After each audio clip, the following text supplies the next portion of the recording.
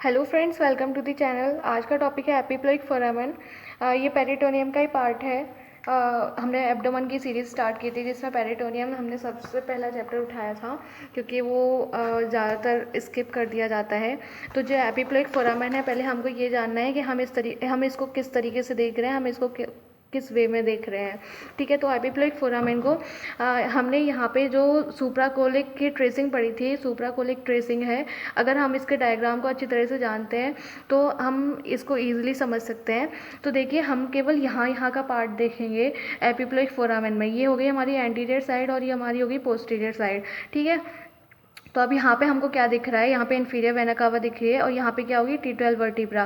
ये posterior part है तो यहाँ पे वर्टिब्रा प्रेजेंट होगी और इस लेवल पे कौन सी वर्टिब्रा प्रेजेंट होती है, T12 वर्टिब्रा। फिर हमको क्या दिख रहा है, यहाँ पे इन्फीरियर वेना कावा दिख रही है। इन्फीरियर वेना कावा के बाद फिर हमको क्या दिख रहा है, एपिप्लोइक फोरामेन, जो कि कनेक्शन होता है ग्रेटर सेक, लेसर सेक और ग्रेटर सेक के बीच में। फिर क्या दिख रहा है हमको यहाँ पे पोर्टल, ये हमें यहाँ पे 3 स्ट्रक्चर दिख रहे हैं, portal, hepatic artery, bile duct और पोर्टल वेन। ठीक है, फिर हमको क्या दिख रहा है, यहाँ पे लिवर का कौन सा पार्ट हमको यहाँ पे दिखेगा, कॉर्डेट प्रोसेस।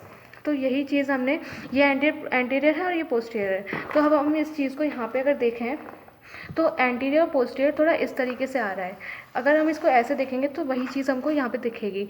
ठीक है, T12 दिख रहा है हमको, सुप्रारीनल ग्लैंड, मतलब यहाँ पे किडनी भी प्रेजेंट है, यहाँ पे किडनी प्रेजेंट है तो यहाँ किडनी का पार्ट आएगा, मतलब किडनी के ऊपर क्या होता है, सुप्रारीनल ग्लैंड। ठीक है, तो यहाँ पे सुप्रारीनल ग्लैंड आएगा। इन्फीरियर वेना कावा है, इन्फीरियर वेना कावा के बाद फिर हमें एपिप्लोइक फोरामेन मिल जाएगा। फिर हमें 3 स्ट्रक्चर दिख जाएंगे वेसल्स वाले। ठीक है, तो इसको हमको रिलेट करके चलना है और वही चीज़ यहाँ पे है, यही चीज़ सेम यहाँ पे है। देखिए, ये जो इसका आधा सा पार्ट है, ये यहाँ पे इसका, ये चीज़ यही है। ठीक है, सेम चीज़ है। तो अब एक आइडिया लग गया होगा कि हम इसको कैसे बताने जा रहे हैं। तो ये जो एपिप्लोइक फोरामेन है, एपिप्लोइक फोरामेन क्या होता है, इसका दूसरा नाम है फोरामेन ऑफ विंसलो। क्वेश्चन आता है फोरामेन ऑफ विंसलो करके। एपिप्लोइक फोरामेन बहुत रेयरली आता है, सीधा सीधा नहीं पूछा जाता, फोरामेन ऑफ विंसलो करके पूछा जाता है, या एडिटस या और ओपनिंग ऑफ लेसर सेक ऐसे करके पूछा जाता है। तो ये एक्चुअली में है क्या, ये वर्टिकल स्लेट लाइक ओपनिंग है। ठीक है, through which lesser sac communicate with the greater sac. ये हम ट्रेसिंग में भी, सजाइटल सेक्शन की ट्रेसिंग में भी पढ़ते आ रहे हैं। लेसर सेक और ग्रेटर सेक को कम्युनिकेट करने वाला, कनेक्ट करने वाला क्या होता है, एपिप्लोइक फोरामेन।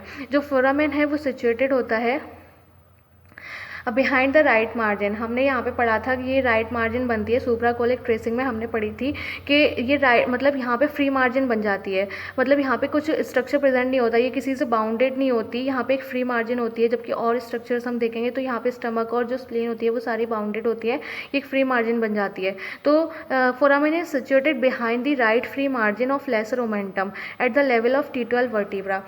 T12 वर्टिब्रा के लेवल पे एक राइट मार्जिन बनती है जो कि फ्री मार्जिन होती है, ये किसी से बाउंडेड नहीं होती। यहाँ पे आप देख सकते हैं, ये वही सुप्राकोलिक की ट्रेसिंग है, ये यहाँ पे किसी से बाउंडेड नहीं है, ये अकेली है। ठीक है, तो ये यहाँ पे पीछे मुड़ जाती है, इनको कवर करती है, फिर ये पेराइटल पेरिटोनियम में वो कंटिन्यूस हो जाती है। तो right free margin of lesser omentum at the level of T12 vertebra, हम इसको T12 वर्टिब्रा पे देख रहे हैं और ये T12 वर्टिब्रा के सामने ही प्रेजेंट होता है। बाउंड्रीज देखते हैं इसकी। बाउंड्रीज में देखिए, एंटीरियर बाउंड्री होती है, anterior boundary, posterior boundary, superior boundary और इन्फीरियर बाउंड्री। ठीक है, तो हम इसको ऐसे देख रहे हैं, ये देखिए सुपीरियर और इन्फीरियर, सुपीरियर, इन्फीरियर, एंटीरियर और पोस्टीरियर। एंटीरियरली हमको क्या क्या दिख रहा है, एपिप्लोइक फोरामेन के एंटीरियरली हमको क्या क्या दिख रहा है, portal vein, proper hepatic artery और बाइल डक्ट।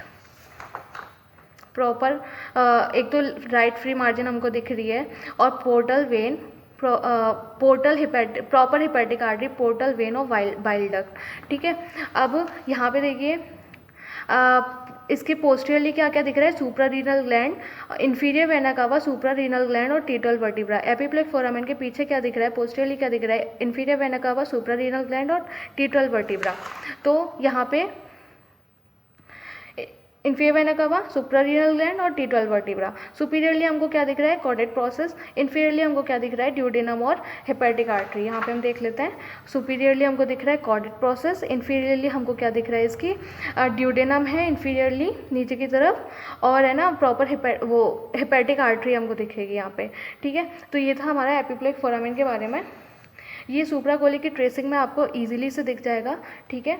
और इसमें ज़्यादा कुछ है नहीं। अगर हम क्लिनिकल देखना चाहें तो क्लिनिकल में क्या होता है, एपिप्लॉइक फोरामेन की हम एनाटमी भी पढ़ लेते हैं, क्लिनिकल एनाटमी। तो इसमें क्या होता है, जब हर्निया हो जाता है लेसर सैक में, एपिप्लॉइक फोरामेन के थ्रू हर्निया हो जाता है, तो वो कैसे ट्रीट करते हैं, हम उसको ग्रेटर ओमेंटम से ट्रीट करते हैं। हम ये नहीं कि है ना उसको किसी और रास्ते से ट्रीट कर लें, हम उसको करते हैं ग्रेटर ओमेंटम से, क्योंकि हम एपिप्लॉइक फोरामेन को एनलार्ज नहीं कर सकते क्योंकि उसमें इंपॉर्टेंट स्ट्रक्चर प्रेजेंट होते हैं। इस तरीके का हर्निया हो जाता है, वो लेसर सैक में चला जाता है बिकॉज ऑफ एपिप्लॉइक फोरामेन, ठीक है। और अगर हम ज़्यादा से ज़्यादा और भी देख सकते हैं क्योंकि T12 पे प्रेजेंट होता है, T12 लेवल पे, तो पेरिटोनाइटिस में भी ये रोल प्ले करता है, मतलब उसकी भी क्लिनिकल होती है। तो आप इसको क्लिनिकल को यहाँ से पढ़ लेना, ठीक है। तो ये होता है हमारा एपिप्लॉइक फोरामेन ख़त्म। Thank you so much.